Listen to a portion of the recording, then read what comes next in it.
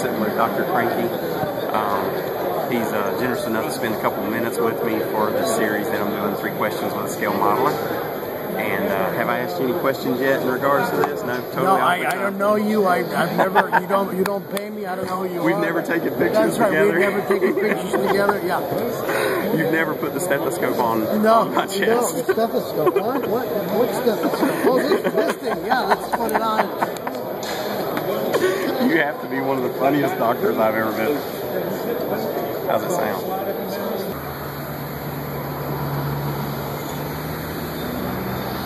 No good. Uh-oh. You got to stay out of the picture. Yeah. So basically, it's just 3 quick questions. All right. Answer them.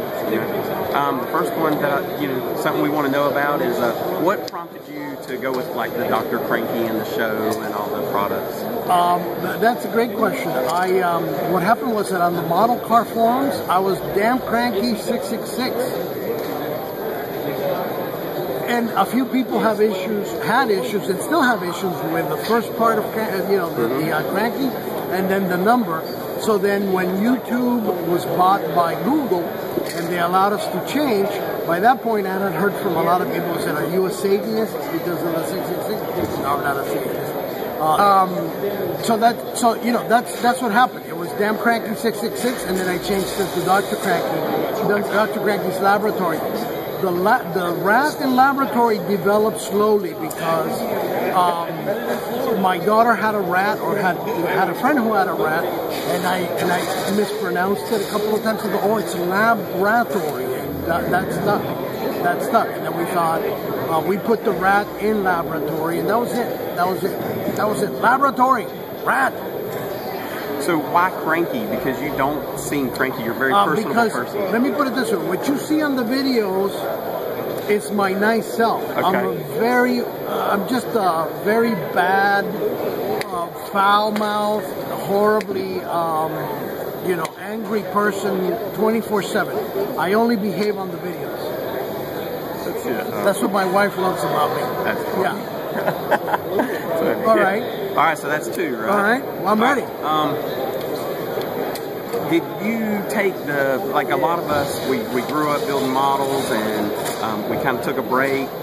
Is that the same story for you, or did you come into it later in life? How did you come? No, I started building models from the time I was 12, 13, and it lasted until I was about 20, 21. And what happened was that I get embarrassed very easily. And so by the time I discovered girls and I was out in the world and blah, blah, blah, I just felt embarrassed. I don't know why, but I thought that somebody asking me and said, "Hey, what do you do with your feet?" I build models. It was too kind of childish, so I gave it up. And also that I went to school, I didn't have time to build.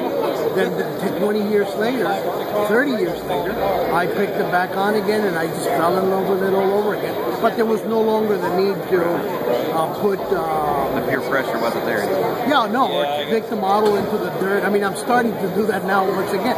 But I mean, in my day, you put the, not to be tried at home, the M80s and and blow them up. You don't do that, but that's how it started, So you were basically saying you're not a cranky person. You're no longer concerned about what people think. You were blowing up models in the yard as a kid. Don't do this at home. That's right. Yeah. But no, the reason why I started doing it too was because the girls, my daughters were getting older, and I had a little bit more time, and also that I don't know if it happens to everybody, but when I turned 45, my sleeping pattern began to change, and I'll nap during the day, and then I'm awake at night. So I started building more during the night, and what I love about that is that it's just me, it's quiet, and it's very safe because everybody I love is in the house, and it's asleep, and I can guard them, or whatever you want to call it. But the models really opened up a whole world of just beautiful moments of one guy, crazy guy in a little room somewhere building the model. And then eventually I started going to the forums, and I just started meeting people all over, and I love it. I mean, it's a great hobby for that reason. You should not build alone. Don't build alone. Get someone else involved is what he's saying, that's right? Yeah. Don't go sniff paint. Yeah, no. Just get someone else involved. Right. Well, Dr. Cranky, thank you for your time. We appreciate you being part of this. And all right, man. Thank you.